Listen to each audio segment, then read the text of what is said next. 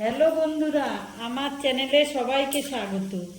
আজ আমি আরেকটি রেসিপি নিয়ে চলে এসেছি।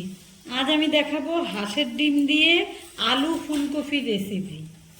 সেজন্য আমি আলু টুকরো টুকরো করে কেটে নিয়েছি, ফুলকপি নিয়েছি, চেরা কাঁচা লঙ্কা নিয়েছি, টমেটো কুচনো নিয়েছি, অল্প মটরশুঁটি নিয়েছি, আর নিয়েছি এই যে হাঁসের ডিম।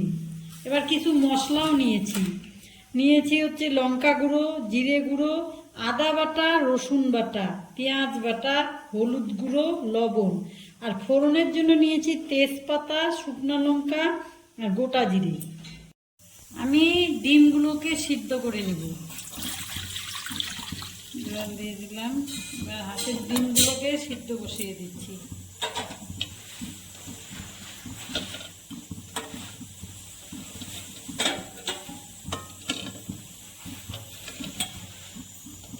আর একটু লবণ দিয়ে দেব,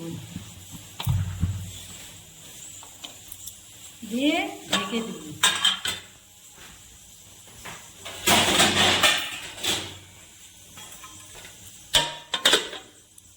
ডিমটা সেদ্ধ হয়ে গেছে।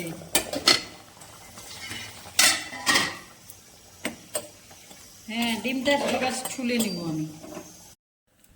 এবার আমি ডিমগুলোকে ভেজে নিব। কড়াইতে তেল দিয়ে দিলাম। এবার ওর মধ্যে আমি একটু লবণ হলুদ দিয়ে দেব, একটু হলুদ দিব, একটু লবণ। ডিমগুলোকে ভেজে নেব।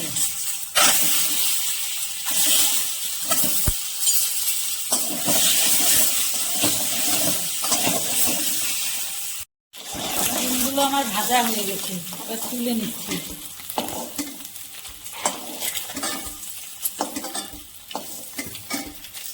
এবার আমি এই তেলের মধ্যে ফুলকপিগুলো ভেজে নেব।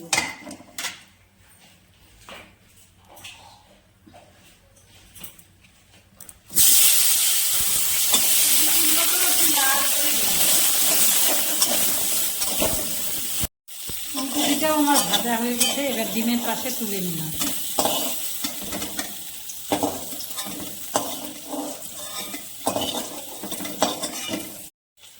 আমি কড়াইয়ের মধ্যে তেল দিয়ে দিচ্ছি। এবার আমি ফোড়ন করে নেব। একটা শুকনো লঙ্কা, দুটো তেজপাতা আর গোটা জিরে।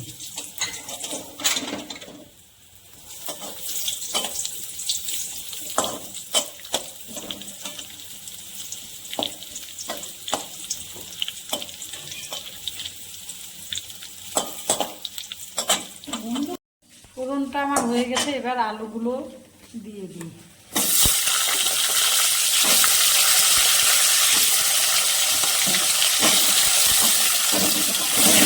আলুগুলোকে একটু লাল করে ভেজে তারপরে আমি মশলাগুলো সব দেবো। আলুগুলো মোটামুটি লাল করে ভাজা হয়ে গেছে। এবার টমেটো কুচিগুলো দিয়ে দিচ্ছি।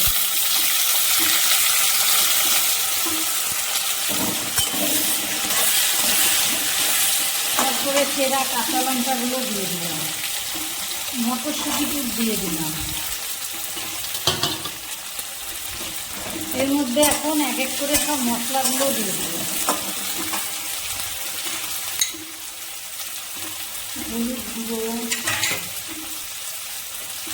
লবণ, জিরে গুঁড়ো, লঙ্কা গুঁড়ো, পেঁয়াজ বাটা, আদা বাটা, রসুন বাটা। এবার মশলাটাকে ভালো করে কষিয়ে নেব।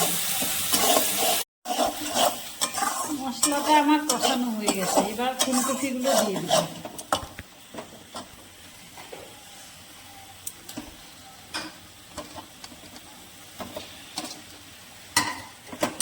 ফুলকপিগুলো দিয়ে মশলার সঙ্গে ভালো করে মিশিয়ে জল দিয়ে দিব।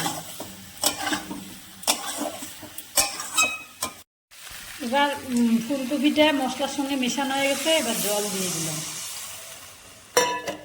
জলটা সামান্য ফুটে উঠলে ডিমগুলো দিয়ে দিব।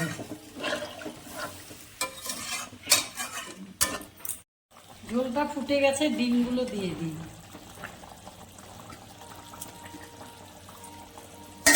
দিয়ে আর 5 মিনিটের মতন ফুটে গেলে ডিমের ঝোল ফুলকপি আলু দিয়ে হয়ে যাবে।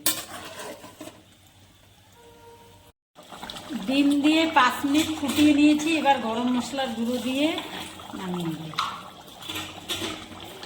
আমার ফুলকপি দিয়ে হাঁসের ডিমের রেসিপিটা হয়ে গেছে।